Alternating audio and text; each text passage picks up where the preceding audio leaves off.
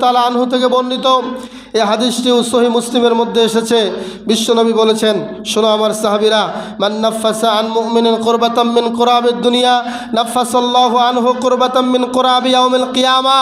হে আমার সাহাবীরা, যদি কোনো ব্যক্তি কোনো মুমিন ব্যক্তির, যদি কোনো ব্যক্তি কোনো মুমিন বান্দার দুনিয়ার কোনো কষ্ট দূর করে দেয়, দুনিয়ার কোনো কষ্ট দূর করে দেয়, লোকটা যদি মুমিন হয়, এই মুমিন ব্যক্তির কষ্ট দূর করে দেওয়ার কারণে নাফাসাল্লাহু আনহু কুরবাতাম মিন কুরাবি ইয়াউমিল কিয়ামা, এই ব্যক্তিরও পরকালে একটা কঠিন, এই পরকালে একটা কষ্ট আল্লাহ দূর করে দিবেন।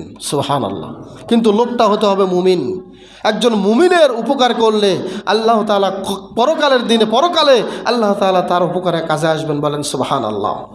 পরের বাক্যে বিশ্বনবী বলেছেন, ওয়ামাই ইয়াসসারা আলা মুসিরিন ইয়াসসারাল্লাহু ফিদ দুনিয়া ওয়াল আখিরা।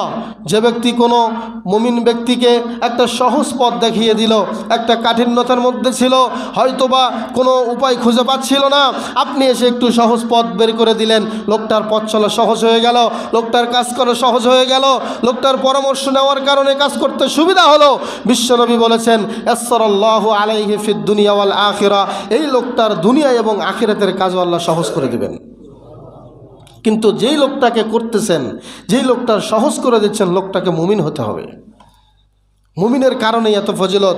বিশ্বনবী পরের বাক্যে বললেন, ওমান সাতরা মুসলিমান সাতরাহুল্লাহু ফিদ দুনিয়া ওয়াল আখিরা।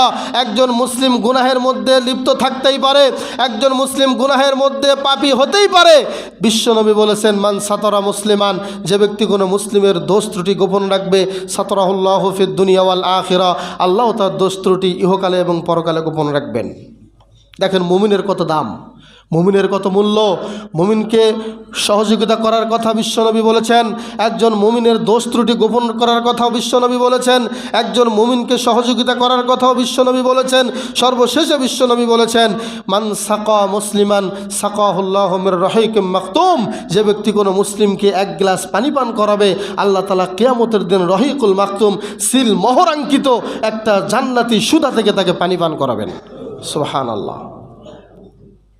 তাহলে মুমিনের জন্য আল্লাহর এত আয়োজন, মুমিনের জন্য বিশ্বনবীর এত বক্তব্য।